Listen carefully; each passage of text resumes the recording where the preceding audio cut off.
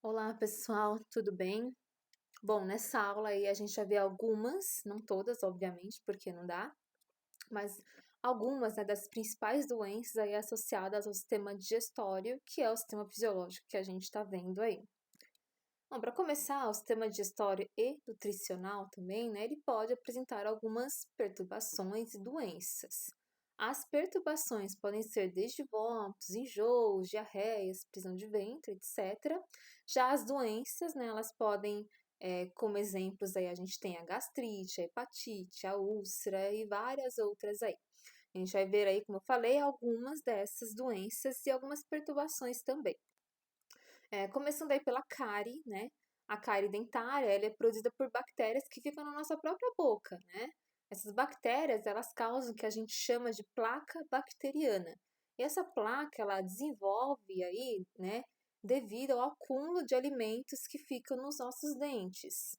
Essas bactérias, elas costumam, né, liberar aí algumas toxinas, e essas toxinas vão corroendo gradativamente o nosso esmalte do dente. Quando, né, essas toxinas aí, né, vai atinge na verdade, né, a dentina do nosso dente, vai causar a dor aí característica da cárie. Se a gente não cuidar a tempo da cárie, né, a gente corre o risco até de perder o dente. É, ou seja, né, a cárie é uma doença que a gente tem que ter cuidados com boa escovação, tá certo? A gente tem que ter uma boa escovação, tem que passar o fio dental todos os dias. E boa escovação não é só escovar o dente uma vez por dia, escovar o dente a cada alimentação que a gente faz ao longo do dia, né? Consumo baixo de doces, tá certo? Porque essa bactéria que vive na nossa boca, ela gosta de alimentos ricos em carboidratos, por exemplo, tá? Então é importante ter um baixo consumo de doces, né? Por isso que a mãe fala, olha, não come muita bala, né? Isso que aquilo, enfim. Esses são os cuidados necessários para não desenvolver cárie. Já as infecções intestinais, elas podem ser de dois tipos, tá? Tem a diarreia e a chamada disenteria. A diarreia, né, é causada aí porque o peristaltismo, lembra do movimento peristáltico aí que a gente falou em aulas anteriores? Se não lembram, vão lá revisar, tá? O peristaltismo do intestino, ele aumenta com as infecções intestinais, né? Com esse aumento do peristaltismo, o quilo, ele acaba por passar aí bem rápido no nosso intestino grosso, né? Não dando tempo aí da gente absorver a água. Lembra que quando é formado o quilo, né, ele tem água, e aí quando passa pelo intestino grosso, essa água ela é reabsorvida pelo nosso organismo, tá? Com a diarreia, essa água ela não consegue ser absorvida a tempo, e aí as fezes vão sair em forma líquida, né, bem característica aí da diarreia. A diarreia, por conta disso, né, ela pode causar desidratação, porque a gente perde água junto com as fezes, então é muito importante se manter hidratado durante as diarreias aí, tá? Já a disenteria, né, elas são perturbações intestinais que vão causar hemorragia, ou seja, quando a gente faz fezes com sangue. E as fezes, além de sair com sangue, saem com muco, tá? É bem característico de infecção intestinal causada por bactéria, principalmente. A apendicite, né, com certeza vocês já ouviram falar muito da apendicite, ela ocorre aí quando restos de alimentos podem ficar retidos aí no nosso apêndice. Esses restos de alimentos, né, como tem algumas bactérias lá no nosso apêndice, conforme eu falei na aula de sistema digestório, né, faz com que esse apêndice às vezes acabe por inflamar. Essa inflamação causa muitas, né, fortes dores abdominais e não tem jeito, né, o tratamento é a retirada cirúrgica do apêndice. Já a prisão de ventre, né, ela ocorre pela diminuição dos movimentos peristálticos, né? Com a diminuição dos movimentos peristálticos, o trânsito intestinal ele fica mais lento, né? Fica mais devagar aí, que vai levar a um endurecimento de massa fecal e vai causar, né, uma dificuldade aí da defecação, né? Dietas inadequadas causam prisão de ventre, né? A solução aí é que a gente ingira alimentos ricos em fibras. Por quê? Porque as fibras elas vão estimular o peristaltismo do intestino. Se a gente estimula o peristaltismo do intestino, a gente aumenta o trânsito intestinal. Quando a dieta, né, essa dieta rica em fibras não resolve, os médicos costumam indicar aí alguns laxantes, tá? Mas laxante, pessoal, a gente só pode tomar se for recomendado por um médico. A gente não pode tomar assim à toa, tá? Então, muito cuidado. Bom, a dor de barriga, né? A dor de barriga aí é mais uma perturbação, né? E ela tem diversas razões aí, né? Pode ser por diarreia, desinteria, prisão de ventre, gases, apendicite, enfim, diversas razões podem causar a dor de barriga.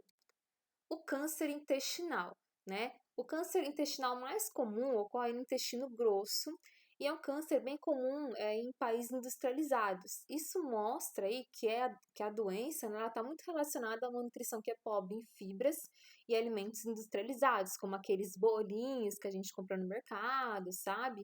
Refrigerantes, né? Alimentos congelados, enfim, certo? Muito atribuído a essa dieta aí de alimentos industrializados da nossa sociedade, tá? Os cálculos vesiculares, também chamados aí de cálculos biliares, né? Eles são pequenos grãozinhos aí formados no interior da vesícula biliar. Esses grãos aí, eles são formados a partir do colesterol que vem da alimentação, tá certo? O colesterol que tá lá na bile vem da alimentação. E depende também da quantidade de lipídios da nossa alimentação também, né? Então, pessoas que têm uma dieta rica em alimentos gordurosos, elas têm mais chances aí de desenvolver esses cálculos na vesícula, tá? E geralmente, pessoal, quem desenvolve cálculos vesiculares tem que retirar a vesícula, tá bom?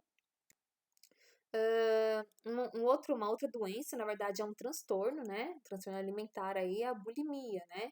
Então, a bulimia ele é um transtorno alimentar que proporciona a ingestão, né, de grandes quantidades de alimento em determinado momento, e aí em outros momentos, o paciente ou a paciente, né, ela tenta compensar essa excessiva ingestão de alimentos, provocando vômitos, fazendo uso de laxante, diurético, enfim.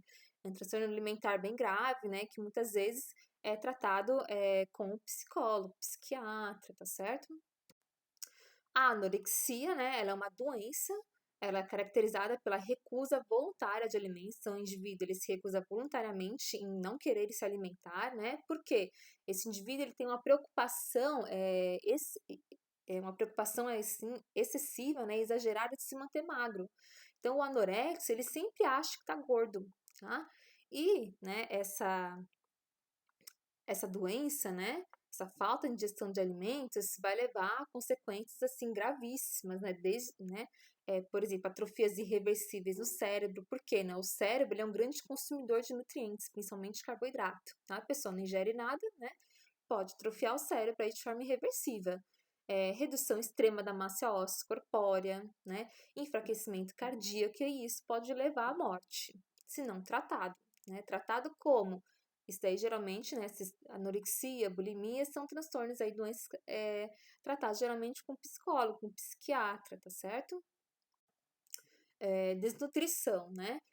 A desnutrição é um estado bem debilitado em que o organismo ele não tem o mínimo essencial para se desenvolver, né? E a desnutrição ela vai provocar um quadro aí de uma magreza, de fraqueza, afetando todo o desenvolvimento do indivíduo, né? O sistema nervoso é afetado, o sistema ósseo é afetado, o sistema muscular é afetado. Pessoas desnutridas geralmente, né? Elas são, como é que fala? Mais baixas do que é o normal, né? Digamos assim, tá certo? Enfim, vai causar uma série de procedências aí, tá bom? Bom, por último, tá? Eu tenho aí a úlcera gástrica e a gastrite, né? O que é isso, né? É basicamente é uma lesão, né? Que acontece aí no tecido que reveste o estômago, né? E ela é ocasionada por diversos fatores, má alimentação, estresse também pode provocar, infecção por uma bactéria chamada H. pylori, tá? Cuidado que o nome da bactéria H. pylori na apostila de vocês está escrito errado, tá bom?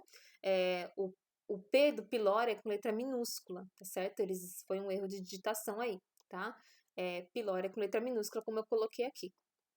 Enfim, né, os principais sintomas aí da úlcera gástrica e da gastrite é dor no estômago, náusea, vômito. No caso da gastrite também pode provocar falta de apetite, né? Uma excessiva acidez, né? A gente sente, parece que o suco gástrico meio que tá voltando, tá? Enfim. E por hoje é só, tá certo? Por hoje é só. Qualquer coisa, vocês me procurem no chat, façam os exercícios, né? O exercício é bom para vocês tirarem a dúvida comigo lá no chat, tá? Depois eu vou corrigir todos os exercícios relacionados a essa parte aí, tá bom? Vocês me enviem aí por e-mail, a gente combina certinho lá no chat, tá certo?